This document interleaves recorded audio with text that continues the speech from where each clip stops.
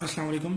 तो हमने last video में कोर्स आउटलाइन के बारे में डिस्कशन की थी। अब मैं आपको ज़रा केमिस्ट्री के टेस्ट के बारे में बता देता हूँ। देखें, हमारे पास जो एनटीएस का टेस्ट है, एनटीएस के टेस्ट में आपके पास 60 क्वेश्चंस आ रहे हैं और 60 क्वेश्चंस में से जो है वो 30 क्वेश्चंस 11th ग्रेड की बुक्स हैं और 30 क्वेश्चन 12th ग्रेड की बुक्स हैं। यानी 30 क्वेश्चन फिजिकल केमिस्ट्री से रिलेटेड है और 30 क्वेश्चंस में ऑर्गेनिक और इनऑर्गेनिक शामिल है। अच्छा, एनटीएस हम दो सालों से ऑब्जर्व कर रहे हैं।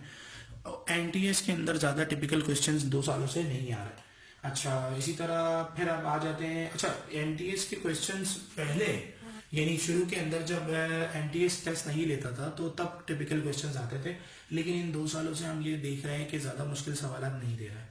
अब आ जाते हैं एकेयू पे। एकेयू का लिटिल बिट टफ होता है पेपर, लेकिन जो है ना टोटल 20 क्वेश्चंस होते हैं जिसमें से 6 to 7 क्वेश्चन ऑर्गेनिक के होते हैं।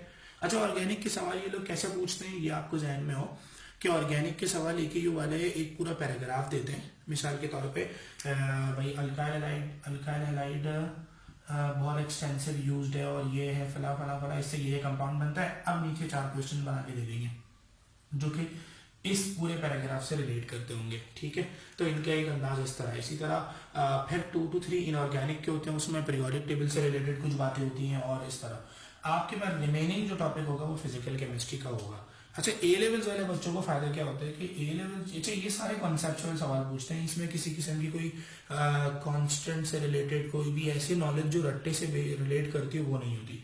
ए लेवल्स वालों को फायदा ये होता है कि जो एकेयू में जो फिजिकल पार्ट पूछा जाता है वो बिल्कुल ए लेवल्स से रिलेट करता है, वो ए लेवल वाले बहुत अच्छे से कर सकते हैं। ऑर्गेनिक में थोड़ा बहुत उनको हमारे ऑर्गेनिक्स केमिस्ट्री को लर्न करना पड़ेगा, उसके बाद फिर वो ये अटेम्प्ट करने अच्छे तरीके से अटेम्प्ट कर सकेंगे।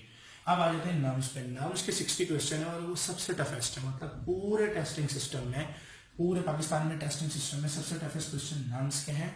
और ये 60 क्वेश्चंस हैं, इनमें ऑर्गेनिक इनऑर्गेनिक फिजिकल सब शामिल है, कोई एक स्पेसिफिक पैटर्न नहीं है, लेकिन इसके लिए बड़ी मेहनत करनी पड़ती है बच्चों को और इनका एग्रीगेट भी बहुत हाई बनता है और हर साल बड़ी मुश्किलात होती हैं।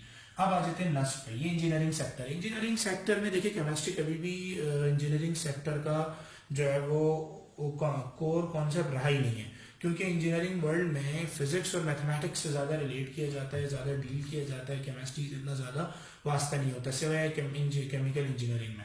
तो अब नस्ट जो है वो 30 क्वेश्चन पूछता है, वो हर चैप्टर से एक एक सवाल पूछता है और उसमें कोई अच्छा नस्ट का जो टेस्ट होता है वो इंफॉर्मेशन बेस्ड होता है, मतलब उसमें रट्टे वाली चीजें पूछी जाती हैं, उसमें कॉन्सेप्चुअल चीजें बहुत कम होती हैं, बहुत छोटे से सवाल होते हैं। मिसाल के तौर पे अर्थ क्रस्ट में एल्यूमिनियम कितने % है, हमारी एनवायरनमेंट में जो ओजोन लेयर है उसकी फॉर्मेशन किससे हुई है, और इसी तरह हमारे पास लिथोस्फीयर जो जमीन के अंदर एक अर्थ क्रस्ट में एक लेयर है उसके अंदर कंटेंट कौन कौन सा है, और pH of the acid rain क्या है, मतलब इस तरह के सवाल। ऑर्गेनिक से रिलेटेड बहुत माइन्यूट से कि भाई ऑक्सीडेशन ऑफ अल्डिहाइड क्या देता है, ऑक्सीडेशन ऑफ अल्कोहल क्या देता है, और फला को इससे मिला दीजिए तो क्या बनता है, और इस तरह फिजिकल केमिस्ट्री से भी रिलेटेड। तो अच्छा, न्यूमेरिकल्स इनके अंदर आते हैं।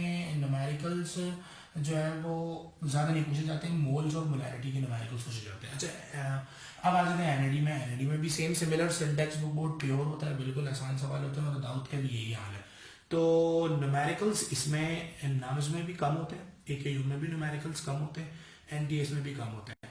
ठीक है, तो न्यूमेरिकल्स का ओवरऑल जो हम ट्रेंड देखते हैं ना वो कम ही होता है, लेकिन इसका मतलब ये नहीं कि आपने न्यूमेरिकल्स नहीं करना है। आपको न्यूमेरिकल्स मोल्स के, मोलैरिटी के, गैसेस के न्यूमेरिकल्स वो आपको आने चाहिए। जैसे कि समटाइम एकेयू के पेपर में गैसेस से related PV equals to NRT वाले सवाल आए हैं पास पेपर में, और इसी तरह एनटीएस के अंदर भी आए हुए हैं। एनटीएस में काफी इक्विलिब्रियम के सवाल आ जाते हैं। तो आपको न्यूमेरिकल्स और थ्योरेटिकल कॉन्सेप्ट दोनों ध्यान में रखने होंगे। इंजीनियरिंग वर्ल्ड के अंदर आपको ज्यादा न्यूमेरिकल ज्यादा थ्योरेटिकल के कॉन्सेप्ट पे फोकस नहीं करना, आपको बेसिक चीजें ऊपर से कवर करके निकल जाना है। बाकी इस मेडिकल सेक्टर में आपको ये तमाम चीजें अच्छे से कवर करनी है। ठीक है, ये चीजें आपको क्लियर होनी चाहिए।